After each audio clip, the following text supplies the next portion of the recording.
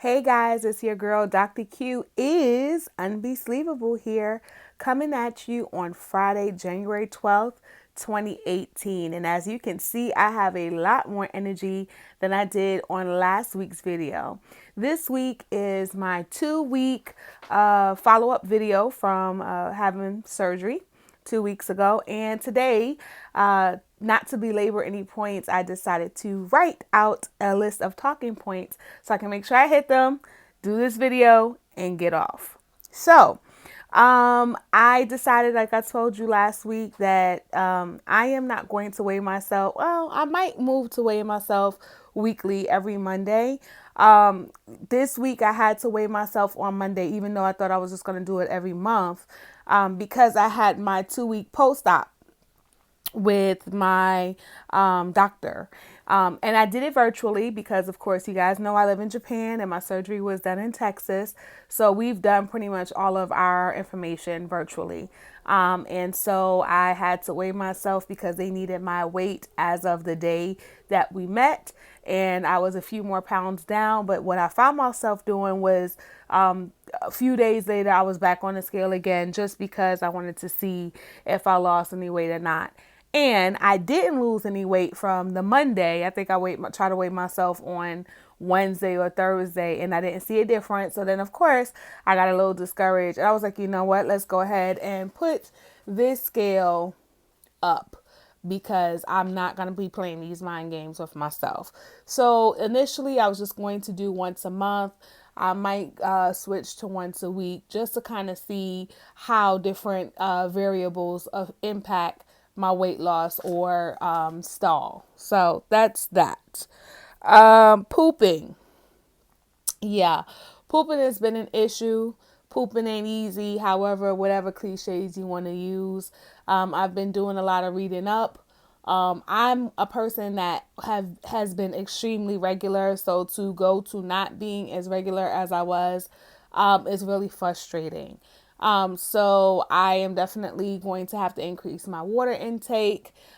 Consider using some of those smooth move teas or Docalax. I really don't want to have to take anything or Miralax, but I really don't want to have to take stuff over the counter to initiate me using the restroom.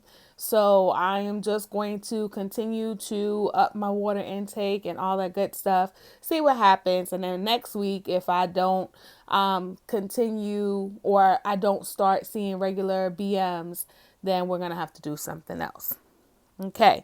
Eating and eating out. Um, so I've decided, and I probably should have decided this a long time ago before surgery, that eating is the focal point of everything that we do in life. And because of that, as I mentioned to you before, the weight loss journey, even with this wonderful tool that I have, can be very emotionally draining.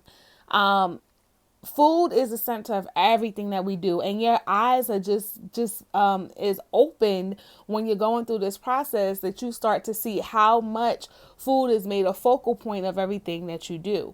And it could become depressing if you don't know how to handle it. And I must say, I did cry today. I tried to fix myself up and put myself back together before I decided to come on camera, but I really have to think hard about what I'm going to eat, when I'm going to eat it. I have to carry my own personal lunch bag. I just been on an Amazon frenzy. I just purchased some insulated containers to keep my food warm throughout the day. A lunch bag. I mean, I've had lunch bags before in the past, but now it's like I have to be very strategic and make sure that I'm always prepared for anywhere I go. Why? Because eating out is not really an option, especially if you haven't done your research and know the nutritional values on a high protein, low carb, low sugar regimen. And I don't have time to sit there and look stuff up before I make a decision on what I'm going to eat. So I have to take back control. And the way I take back control is by pre-planning and meal prepping and planning, cooking my food ahead of time, portioning it out, and taking it with me. The other thing with eating out is that because you can't eat as much as you've had in the past, you wind up wasting a lot of food, and that can be depressing as well. Society has taught us that we have to finish all the food on our plates, and a lot of that food doesn't even taste good reheated. You don't even want to eat it the next day. You don't even know how you're going to react to it. So it's like you almost feel like you're wasting your money and you're wasting your time and your energy. And I feel that way. I went to Chili's with my family just because that's a thing that we like to do.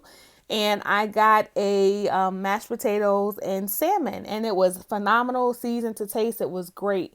I had that food and I took it home and ate off of it for a few days and got sick, and not sick, just sick of it. And I was just like, you know what? I can't do this. So anything that I want, I'm going to have to find the version of it, find a recipe to make it at home on my own. So needless to say, my Pinterest game has increased significantly, really looking at cookbooks and really planning out what I'm going to eat. I even wrote down how many protein grams I'm trying to get a day, and then divided by how many meals I need to eat to make that happen. I got some new water bottles that have the time indicated on it, like, okay, drink this much by 9 or whatever. They're 32-ounce water bottles, and I can show that to you guys at a later point. But everything cannot be left to chance. You pretty much have to plan and prep for everything. And that was the thing that I never thought that I would have to do. I thought that, by having this surgery or having this tool, that, they do say you can still eat anything with the sleeve, but you have to be mindful of your portion sizes. But I also want to make sure that I'm not going to experience hair loss and all that other stuff. So I do want to stick to the plan. And sticking to the plan means planning, and more planning. Also, even with the planning, I've decided to go ahead and set alarms in my phone. I pretty much set out like 6 small meals. I know they usually say about 4 in a snack or something to that effect. But I figure 6 small meals will help me to evenly divide my protein that I'm trying to get in. And so I pretty much set alarms on my phone for every 2.5 hours to eat something, so that I can get the calories up, get the protein in, and all of that. So I set alarms on my phone, and I also set an alarm to kind of pace my drinking and eating to separate it. I know they say wait about 30 minutes. Sometimes time feels like it's going faster or slower than you think. So by setting an alarm, you already know that this is actually the time that you waited. Vitamins. So notice how I started off the beginning of the video tongue tied, saying that I have a lot more energy. Well, I do, and that's because I started taking my vitamins this week. And it's been a stressful week as far as a lot of stuff going on, very late nights this week, but I have been able to maintain a lot more energy that I have. So much to the point that I thought I was ready to go to the gym and work out. And although I am medically cleared to go and work out at the gym, I'm really nervous that I'm going to hurt something or mess something up. So I have committed to start going to the gym and resuming my regularly scheduled program next week. And I've already forewarned my instructors that I may not be able to hang the whole class or do the dance full out. I'm usually a front row diva, so for me to have to kind of hang in the back wings for a little bit is going to be rough, but I'd rather be safe than sorry. I think I've hit all of my points. Again, I can't overemphasize how much of this is such a huge emotional journey, and learning how to cope with those emotions are the biggest part of it. Sometimes I just feel like, wow, what did I do? Like I said, just being able to participate in different functions. I have to eat before I go, or just, bring my own lunch bag full of stuff. And you may say that's not a big deal, but to me, that's not what I'm used to. And so this has really been an experience in really changing my mindset. So we're coming up to 10 minutes. I'm going to stop because I don't want you to hear me blabber on. This is your